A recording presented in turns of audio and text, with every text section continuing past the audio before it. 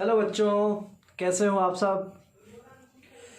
एक बार फिर से मैं आपके सामने आ गया हूँ एक नए चैप्टर के साथ, pair of linear equation into variable. ठीक है, चलो एक नया चैप्टर पढ़ते हैं। सिंपल सा चैप्टर है, पॉलिनोमियल से काफ़ी लिंक है। ठीक है, और पहले हम इसमें बेसिक कॉन्सेप्ट्स देखेंगे और फिर धीरे धीरे हम देखेंगे क्वेश्चंस को।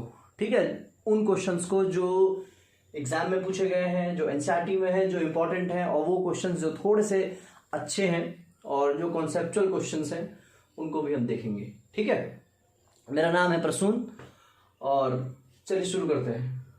ठीक है, तो देखो चैप्टर का नाम क्या है, pair of linear equation in two variables. मतलब इस चैप्टर में हम बात करेंगे इक्वेशन की, ऐसे इक्वेशन की जिसमें दो वेरिएबल यूज हो। ठीक है, थोड़ा बहुत हम पॉलिनोमियल में पढ़े हैं, उसी से थोड़ा सा लिंक है। और इक्वेशन कौन सी होगी, लीनियर होगी। तो स्टार्ट करते हैं वर्ड लीनियर से। अब देखो लीनियर वर्ड का क्या मतलब है, याद करो पॉलिनोमियल में हम एक्सप्रेशंस पढ़े थे। ठीक है, और वहां पढ़े थे डिग्री।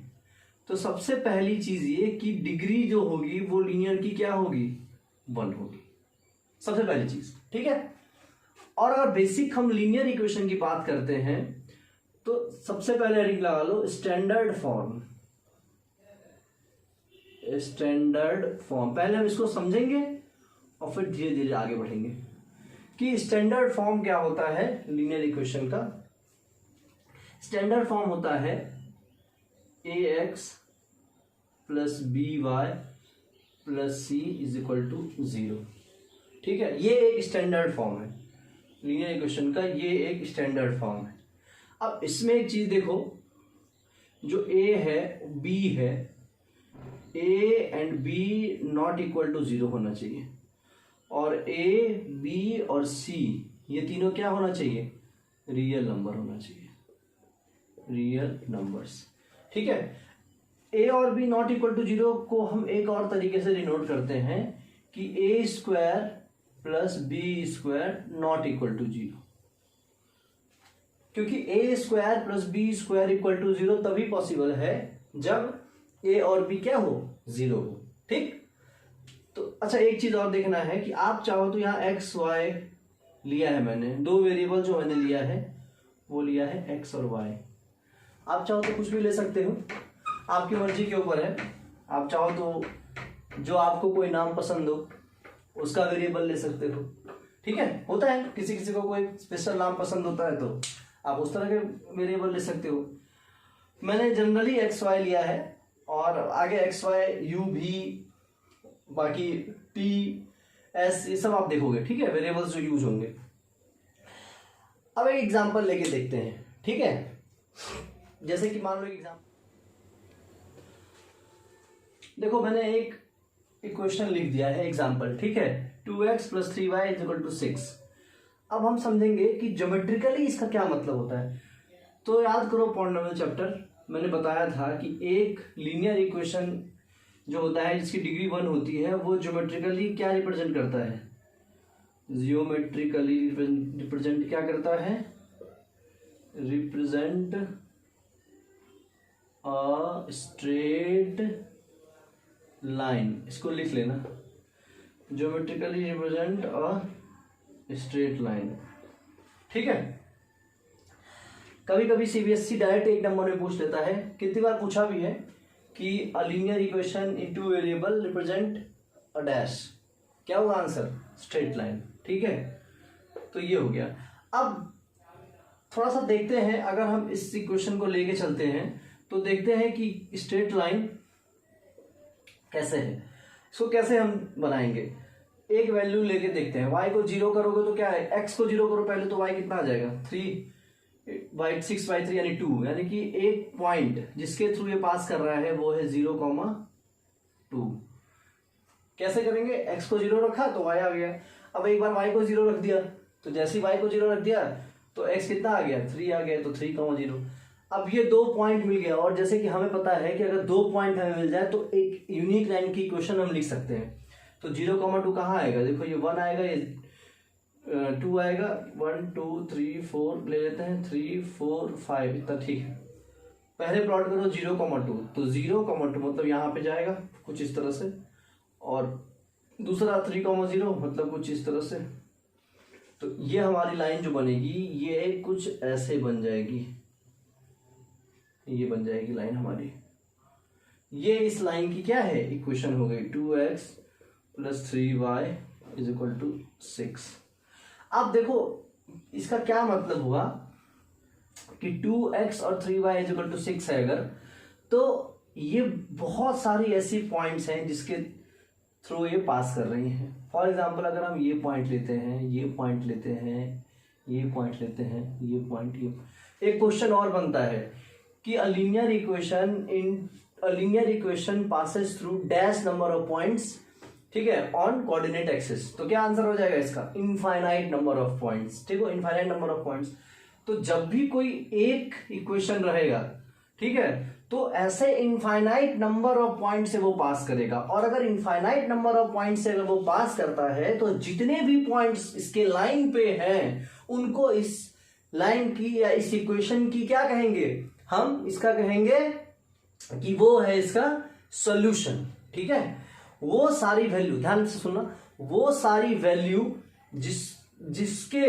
जिसके x और y पे, ठीक है, वो सारी x और y की वैल्यू जो इस लाइन को सेटिस्फाई करता है उसको इस इक्वेशन का हम सॉल्यूशन कहते हैं। और वो सारे वैल्यूज के थ्रू ही ये लाइन जाएगा।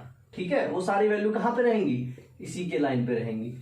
ठीक है, सॉल्यूशन समझ गए। सॉल्यूशन क्या होगा, वो सारी वैल्यू जिसके थ्रू ये लाइन क्रॉस करेगा या जिसके थ्रू ये लाइन जाएगा वो इसके क्या हो गए, सॉल्यूशन हो गए। ठीक, तो एक सिंगल इक्वेशन, लीनियर इक्वेशन के कितने सॉल्यूशन हो सकते हैं, इनफाइनाइट। कितने हो सकते हैं, इनफाइनाइट ही होंगे बल्कि। ठीक है, अब थोड़ा आगे बढ़ते हैं, देखते हैं। ये हमारा हो गया सॉल्यूशन। ठीक है, अब देखते हैं पेयर ऑफ लीनियर इक्वेशन जब हमारे सामने रहेगा तब क्या क्या पॉसिबिलिटीज बनेंगी। जब हमारे सामने पेयर ऑफ, और ये बहुत ही इंपॉर्टेंट टॉपिक है, पेयर ऑफ लीनियर इक्वेशन रहेगा तो क्या क्या पॉसिबिलिटीज बनेंगी। तो देखो इसमें 3 पॉसिबिलिटी बनती है, इस तरह से आप भी बना लेना, 3 पॉसिबिलिटीज बनती है। ठीक है, अब सोचो जरा सा, लीनियर इक्वेशन क्या रिप्रेजेंट करता है, लाइन। और अगर पेयर है तो क्या होगा, 2 लाइंस। ठीक है, अब थोड़ा सा ज्योमेट्री याद करो 9th 8th 9th की, कि जब भी हम 2 लाइन बनाते हैं तो क्या क्या हो सकता है। देखो, या तो वो 2 लाइन एक जगह इंटरसेक्ट कर ले, ये हमारा लाइन 1, ये हमारा लाइन 2, तो हो सकता है कि एक जगह इंटरसेक्ट कर ले। ठीक है, दूसरी चीज ये कि ये हो सकता है कि ये दोनों आपस में पैरेलल हो जाए, एक ये लाइन एक ये लाइन, ये दोनों आपस में क्या है, पैरेलल है। और तीसरी कंडीशन क्या है, ये लाइन कोइंसिडेंट हो जाए, ये हमारी 2 लाइन हो गई, कोइंसिडेंट हो गई। देखो ये 3 चीज है, क्या क्या है, एक यूनिक, या इसको क्या कहते हैं, इसको कहते हैं इंटरसेक्टिंग लाइन, इंटरसेक्टिंग। मजा आ रहा है, समझ में आ रहा है, बहुत ही आसान है, बहुत ही इंटरेस्टिंग भी है, लेकिन ये इंटरेस्टिंग नहीं, ये क्या है, इंटरसेक्टिंग। ठीक है, ये इंटरसेक्टिंग हो गया, ये क्या है, पैरेलल। और ये तीसरा क्या है, कोइंसिडेंट बोलते हैं इसको, कोइंसिडेंट। ये 3 कंडीशंस होती हैं। ठीक है, अब आप खुद ही देखो ध्यान से कि जब भी ये कंडीशन रहेगी, देखो ध्यान से, तो इसका मतलब क्या हुआ कि ये दोनों एक पर्टिकुलर पॉइंट से क्या है, क्रॉस कर रहा है। ठीक है, तो अगर हम सॉल्यूशन की बात करेंगे तो इस केस में कितने सॉल्यूशन हो जाएंगे, यूनिक सॉल्यूशन नहीं हो जाएगा, यूनिक सॉल्यूशन। ऐसे समझ लो कि ये छोटे छोटे, ये एक जर्नी है, एक लाइन क्या है, एक जर्नी है। ठीक है, यहाँ पे छोटे छोटे स्टेशंस हैं, छोटे छोटे स्टेशंस हैं, ये ध्यान समझना इसको। वैसे ही ये दूसरी लाइन एक दूसरी जर्नी है। ठीक है, और ये इस पे छोटे छोटे क्या है, स्टेशंस हैं। अब एक ऐसा स्टेशन है जहां ये दोनों क्या कर रहा है, एक दूसरे को पास कर रहा है, मतलब एक दूसरे को क्रॉस कर रहा है। इसका मतलब क्या हो गया कि ये जो स्टेशन है ये इसका क्या हो गया, यूनिक पॉइंट हो गया। और वो यूनिक पॉइंट ही जो होता है वो क्या होता है, यूनिक सॉल्यूशन होता है, यूनिक सॉल्यूशन। मेरी बात समझ पा रहे हैं आप लोग? थोड़ा सा ध्यान देंगे समझ जाएंगे। ये क्या हो गया हमारा यूनिक पॉइंट और ये क्या हो गया हमारा यूनिक सॉल्यूशन। ठीक, यहां तक कोई दिक्कत? अब देखो इसमें दूसरे वाले में ये है जर्नी एक लाइन की, ये है जर्नी एक लाइन की, ऐसे ध्यान रखोगे तो याद रहेगा। अब ये दोनों आपस में कहीं इंटरसेक्ट कर रहा है, नहीं कर रहा है, यानी कि इस लाइन इन दो पॉइंट के बीच में कोई पॉइंट, इन दो लाइन के बीच में कोई पॉइंट कॉमन है नहीं है। इसका मतलब क्या होगा, नो सॉल्यूशन, नो सॉल्यूशन। ठीक, यहां पे क्या है, सेम जर्नी है, लाइन क्या है, अगर ये नई दिल्ली से लखनऊ जा रही है लाइन, तो ये लाइन भी क्या होगी, नई दिल्ली से लखनऊ जाएगी या लखनऊ से नई दिल्ली जाएगी। इसका मतलब क्या हुआ कि सारे पॉइंट आपस में क्या है, कॉमन है। तो क्या हुआ इसमें, इनफाइनाइटली मेनी सॉल्यूशन। मेरी बात समझ पा रहे हो? क्वेश्चन बहुत बार पूछा है सीबीएसई में और आगे भी पूछता रहेगा, क्योंकि क्वेश्चन ही डिफिनिट है कि यही पूछना है उनको, तो यही सब पूछेंगे ना। अब देखो इसमें क्या पूछा है कि यूनिक सॉल्यूशन के केस में जो दो लाइंस होते हैं, जो दो इक्वेशन होती हैं, वो कितने पॉइंट पे कट करती हैं, सिंपल एक पॉइंट पे कट करती हैं, एक ये पूछ सकता है। ठीक है, दूसरा कि इंटरसेक्टिंग लाइंस के केस में, इंटरसेक्टिंग लाइंस के केस में कितने सॉल्यूशन होंगे। ठीक है, ऐसे इसमें पूछ सकते, इसमें भी पूछ सकते। अब क्वेश्चन कहां बनता है मैथमेटिकल, वो देखो, इसकी कुछ कंडीशंस बनाई गई हैं जो आपके एनसीईआरटी में भी है और जो रटवाया जाता है आप लोगों को, उसको उससे काफी क्वेश्चंस आए हैं एग्जाम में, उसको भी आपको ध्यान रखना है। इसको मैं मिटा देता हूं और आगे मैं वो कंडीशन से टेबुलर फॉर्म में लिखता हूं। ध्यान देना कि पहला जो है कंडीशन वो क्या है, यूनिक सोल्यूशन। यूनिक आप भी ऐसे बना लेना टेबल, और टेबल बना के याद रखोगे तो कभी भूलोगे नहीं। यूनिक सोल्यूशन यहां पे लिखोगे इंटरसेक्टिंग लाइंस, इंटरसेक्टिंग लाइंस। दूसरा क्या होगा बताओ, दूसरा क्या होगा, पैरेलल या यूनिक सॉल्यूशन हो गया। दूसरा क्या होगा, नो सॉल्यूशन, नो सॉल्यूशन। इस केस में क्या होगा, पैरेलल लाइंस, पैरेलल लाइन। और तीसरा जो है वो क्या है, इनफाइनाइट सॉल्यूशन। इसमें क्या है, कोइंसिडेंट लाइंस। अब देखो एक कंडीशन क्या है इसमें, यूनिक सॉल्यूशन जब होता है तो क्या होता है, A1, अच्छा ये A1/A2 देख लो एक बार। मैंने पहले क्या बताया था कि जो दो इक्वेशन हम लेंगे वो क्या लेंगे, ax + by + c = 0। अब यहां पे क्या है, हम अगर दो इक्वेशन ले रहे हैं तो ये क्या हो जाएगा, a1 b1y c1, और दूसरी क्या हो जाएगी, a2x + b2y + c2 = 0। ठीक है, अब यहां ध्यान देने वाली बात ये है, ये a b c क्या है, कॉन्स्टेंट्स हैं, और ये x y क्या है, वेरिएबल है। अब देखो इसको कंडीशन क्या होती है, a1/a2 नॉट इक्वल टू